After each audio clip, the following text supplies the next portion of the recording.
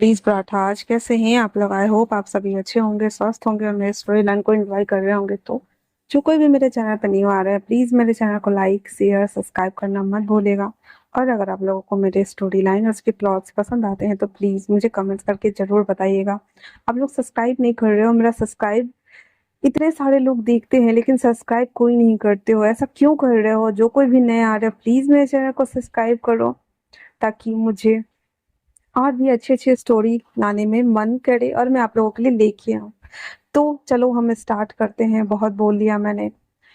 जैसा कि last part में हमने देखा था, उसके डैड विंग को देखकर बहुत बहुत ज्यादा हैप्पी थे, क्योंकि विंग खुश था, ठीक था। पर अंदर से जो आत्मा की खुशी होती है वो उसके चेहरे पर नहीं थी। वो उदास या वो गमगीन या उसके डैड फील कर पा रहे थे। इसीलिए वो जियांग चेंग से कहते हैं, जियांग चेंग अब वक्त आ गया है कि तुम अपने भाई का साथ दो और उसे वापस से ले जाओ। उसको जो खुशियां चाहिए उसे लौटाओ, और इसमें तुम उसका साथ दोगे। पहले तो जियांगचेंग और विंग दोनों सरप्राइज हो गए थे, बट फिर उसके डैड कहते हैं, तुम्हें भी सच्चा प्यार हुआ है हमारी तरह विंग, तो तुम्हें घबराने की कोई बात नहीं है। तुम्हें उस प्यार को हासिल करना है, उसे एहसास दिलाना है कि उसने क्या खोया है। और फिर उसकी मॉम विंग को गले लगा लेती हैं और शैम्पेन की बोतल मंगवाती हैं। सभी लोग चीयर्स करते हुए पी रहे थे। उसके डैड उसकी मॉम एक दूसरे की आंखों में देख रहे थे एंड देन विंग को देख रहे थे, जिसके चेहरे पे मुस्कुराहट आ गई थी। और सच में विंग बहुत ही ज्यादा हैप्पी फील कर रहा था और मुस्कुरा रहा था। उसके डैड कहते हैं, आई होप कि उस शख्स को भी रियलाइज हो कि उसने क्या खो दिया है विंग। और वो लोग पार्टी करते हैं। अब पूरे 6 दिन बाद विंग का पूरा बैकपैक रेडी हो गया था। उसकी मॉम उसके फोरहेड पर किस करते हुए कहती है, बाबा तो अपनी मॉम को भूल मत जाना। तो विंग कहता है, मॉम आप भी चलिए ना। उसके डैड कहते हैं, जब ईब का बेबी आ जाएगा तो हम सब भी चाइना शिफ्ट हो जाएंगे, पर तब तक हमें यहाँ रहना होगा ना विंग। तो डायना कहती है, यस गगा मैं भी आ रही हूँ आपके पीछे पीछे, आप चलो तो सही। मुझे भी तो उस हैंडसम अंकल से मिलना है ना, इसने आपको बहुत बुली किया है, मैं उसकी टांगे तोड़ दूंगा। जियांग चिंग शौक होकर के डायना को देखते हुए कहता है, डायना ये क्या बोल रही हो तुम? डायना कहती है, सच ही तो कह रही हूँ गगा, विंग गगो को बुली करने वाले के हम पनिश करेंगे, है ना? तो जियांग चिंग हाई फाई करते हुए कहता है, गुड, ग्रेट, ऐसी ही मेरी बहन होनी चाहिए, एकदम गुंडी मार्वलस टाइप्स हो। वैसे लेडी गागा, हम दोनों मिलके उसका टांग तोड़ेंगे, ठीक है ना? वो कहता है, यस। इतना बोल करके वो दोनों में से हाई फाई करते हैं। उसके बाद उसके डैड कहते हैं, विंग, यांगचिंग इसे ले जाओ, और हाँ ये फाइल। तो विंग और यांगचिंग दोनों देख रहे थे। तो विंग कहता, डैड ये क्या है? उसके डैड कहते हैं, इथेन समझाओ इसे। इथेन कहते हैं, एक्चुअली में जो आ, आज से 6 महीने पहले जो एक प्रोजेक्ट उन लोगों ने लॉन्च किया था, और वो सारी बातें बताते हैं, और लास्ट में लिखा हुआ था, save earth save soil save water वाला जो पोर्टफोलियो विंग ने बनाया था। तो हम उनसे बहुत ज़्यादा इम्प्रेस्ड हुए थे और हमने उसके साथ कोलैबोरेशन कर लिया था। तो विंग कहता, डैड वो प्रोजेक्ट मैंने बनाया था। तो उसके डैड कहते हैं, हाँ मुझे बाद में पता चला कि तुमने उस प्रोजेक्ट को बनाया था, एंड देन पूरा का पूरा क्रेडिट उस लान वांग जी ने ले लिया है। तो मैं चाहता हूँ कि इस प्रोजेक्ट पे तुम काम करो। तो विंग कहता, बट डैड मैं कैसे कर सकता हूँ? तो उसके डैड कहते हैं, कंपनी का सीईओ बनकर। कहता, डैड? तो कहता, हमारी कंपनी यूनिक, इसका सीईओ बन के तुम चाइना जा रहे हो, री वो सियान। सो अब अपने डैड के होप पे खड़े उतरो और अपनी कंपनी को ग्रो करो, और उस शख्स को दिखाओ कि तुम कोई कमजोर हैसियत नहीं हो, जो कि कांच की तरह, एक ताश के पत्ते की तरह ढह जाओगे। अपनी शख्सियत को बनाए रखना विंग। और अपने डैड के भाई, इतना बोल करके उसके डैड विंग के फोरहेड पर किस करते हुए कहते हैं, मुझे दोनों विक्ट्री चाहिए विंग। इस प्रोजेक्ट को लेकर इस पे वर्क करो और इसे ऊपर तक लेके जाओ। मैं चाहता हूँ कि इसका ग्राफ बहुत बढ़े, और दूसरा उस शख्स को अपनी ज़िंदगी में लाओ किसी भी तरीके से, और इसे एहसास कराओ कि उसने आखिरकार क्या खोया है।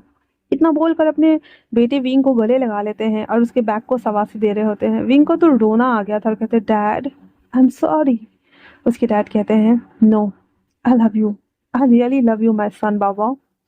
और अगर ऐसा ना होता तो शायद तुम्हें एहसास ही ना होता, पर मेरे लिए अच्छा है, हम सब बहुत जल्द चाइना आएंगे, ठीक है ना?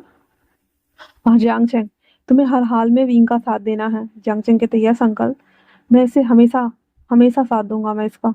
इतना बोल करके वो दोनों वहां से कार में बैठ जाते हैं और चाइना के लिए रवाना हो जाते हैं। 7 घंटे के फ्लाइट के बाद जियांग चिंग और विंग दोनों आ चुके थे। मैडम यू और जियांग फेमिया, जो कि उन लोगों को चल गया था, मतलब कॉल करके बता दिया हुआ था वी चांग से कांग से ने कि ये दोनों यहाँ से निकल गए। वो लोग बेसब्री से इंतजार कर रहे थे। रात के 3 बजे के आसपास वो लोग घर आते हैं, जहाँ पे विंग और जियांग चिंग दोनों सोए हुए थे। ड्राइवर उठाते हुए कहते, सर हम घर आ गए।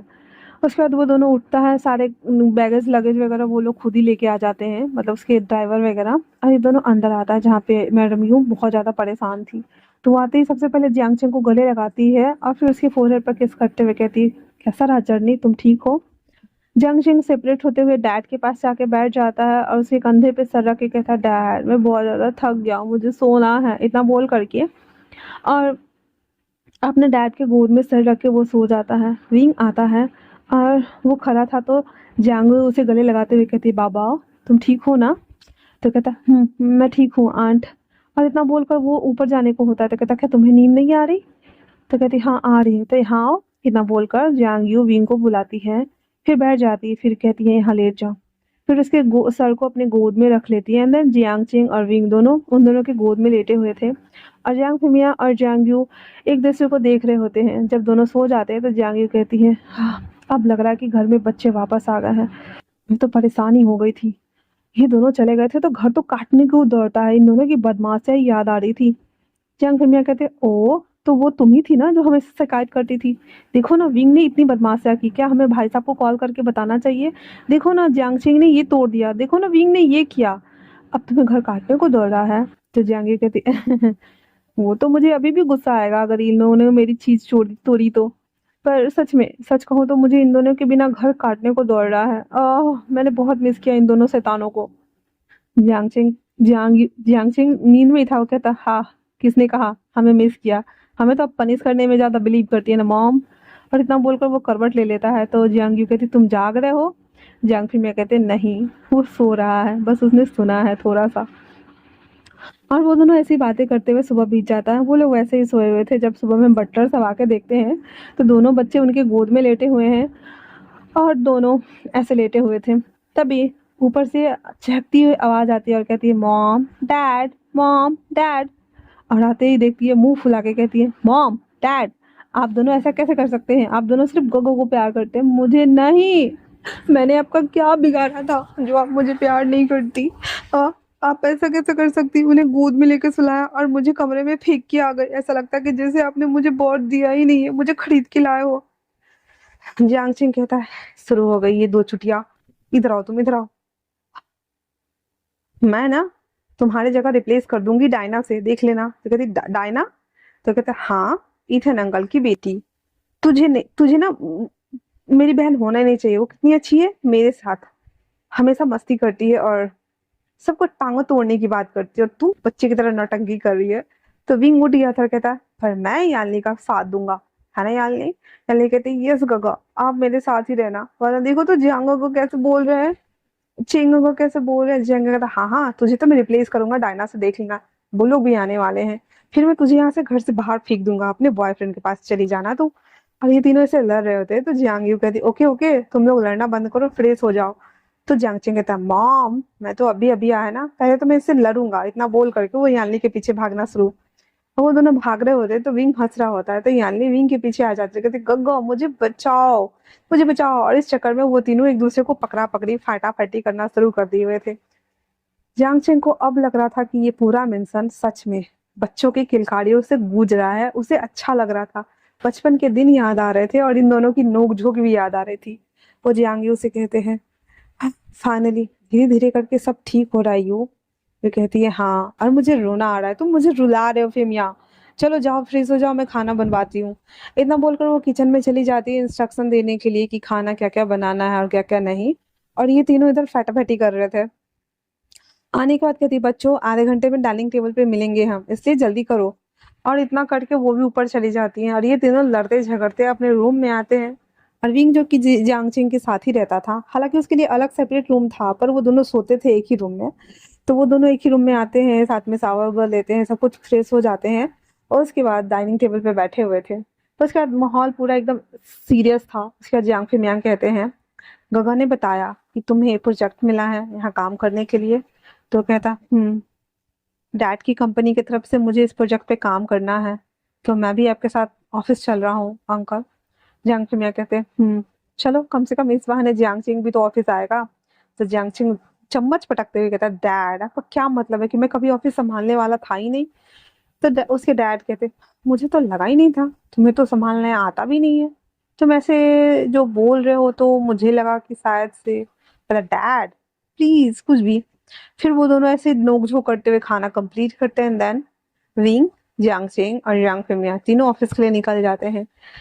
यानी अपने मॉम के पास आते हुए कहती है मॉम आपको नहीं लगता कि गगा अभी भी थोड़े सैड है।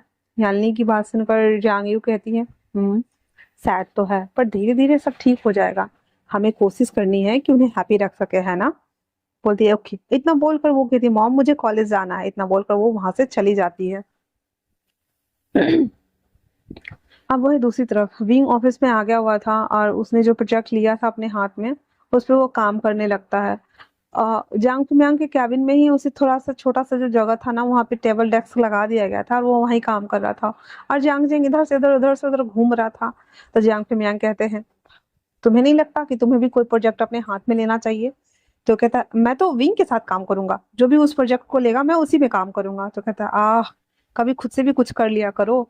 तो विंग कहता डैड इसे ना कोई प्रोजेक्ट मत दीजिए, इसको क्राफ्टिंग अच्छे से आती है तो इसे डिजाइन दीजिए ब्लूप्रिंट वाला, ये डिजाइन कंप्लीट करेगा, ये इसमें बेहतर है। तो जियांग जिंग कहता गुड, मैं तो भूल गया था यार कि मैंने आर्किटेक्ट की पढ़ाई की है। हाँ सच में।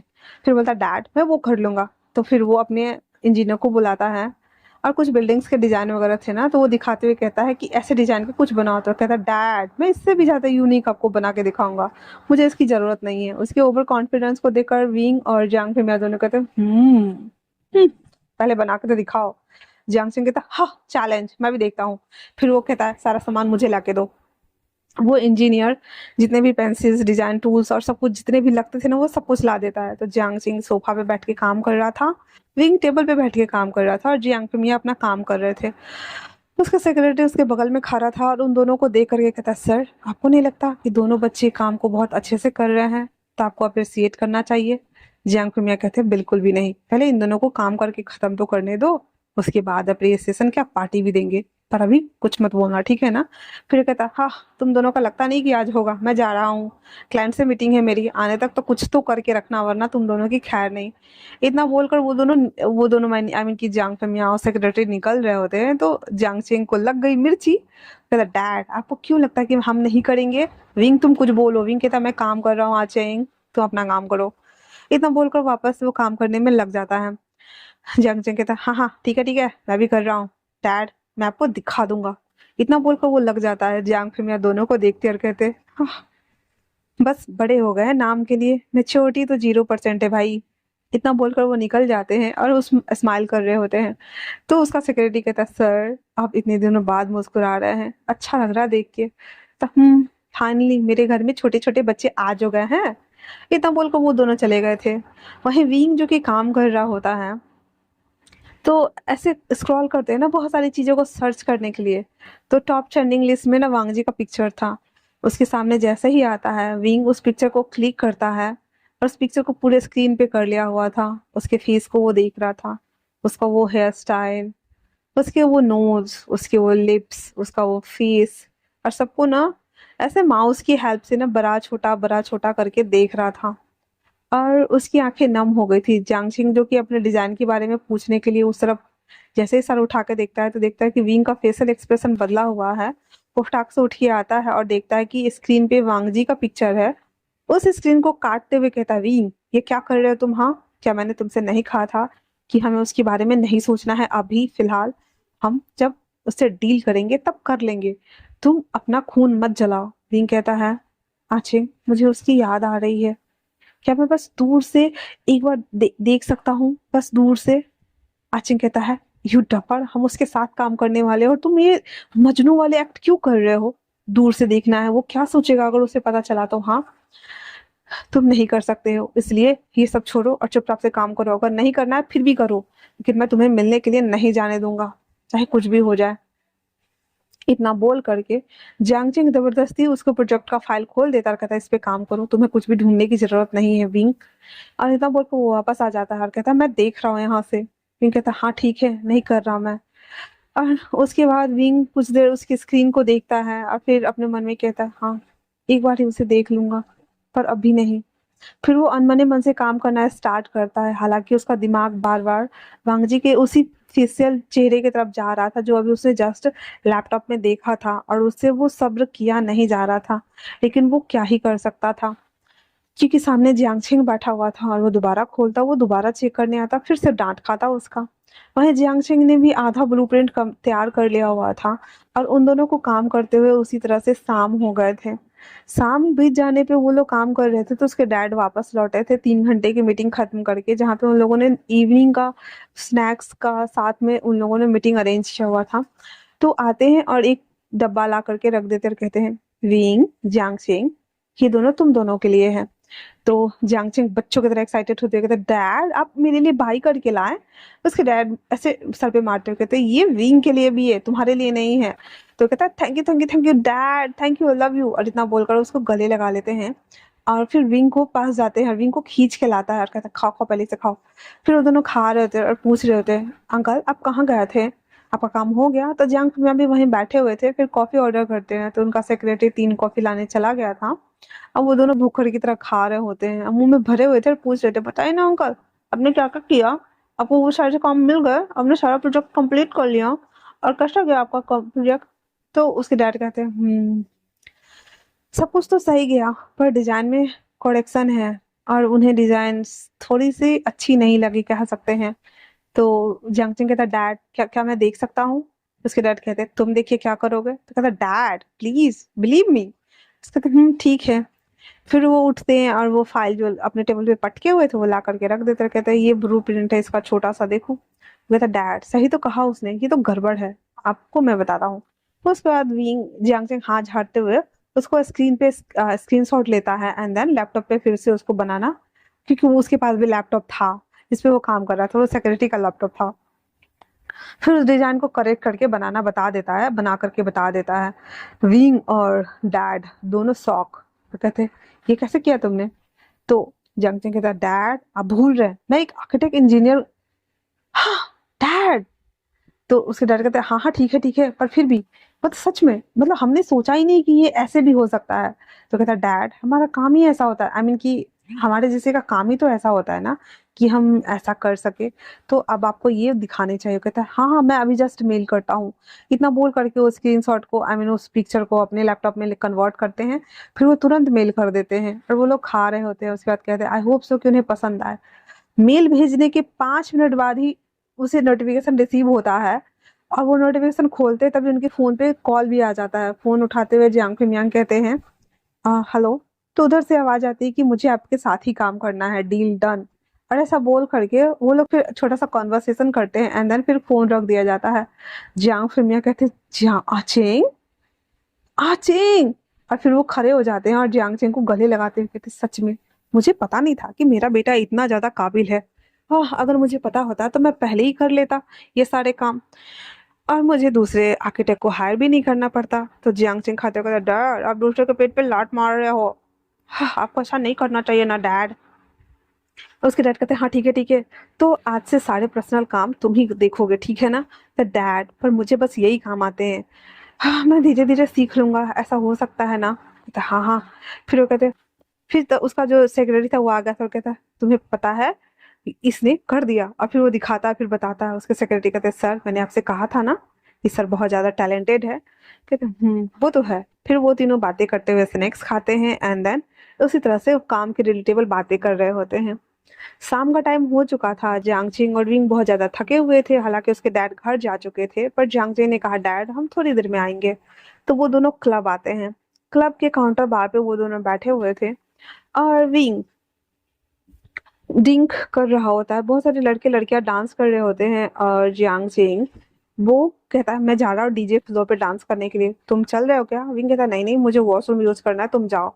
तो जियांगचिंग कहता कहीं गुम मत हो जाना ठीक है ना। वो कहता नहीं गुम होऊंगा। तो वो कहता तुम्हें पता है ना यहीं से सब कुछ स्टार्ट हुआ था। इसलिए मैं नहीं चाहता। तो विंग कहता अब मैं ऐसी गलती नहीं करूंगा, चांग चिंग जाओ यहाँ से। कहता ओके ओके ओके ब्रो, मैं जा रहा। इतना बोलकर विंग वॉशरूम जाता है। वॉशरूम करके हाथ धो रहा होता है, और जैसे ही वो पलटता है सामने वांग जी को देखता है। भाई साहब देखने के साथ ही उसकी तो सिट्टी पिट्टी सारी चीजें गुम। और वो धीरे से बोलता है वांग जी। तो आज के लिए इतना ही। कैसा लगा आप लोगों को ये पार्ट मुझे कमेंट्स करके जरूर बताना। तब तक के लिए थैंक्स फॉर वॉचिंग।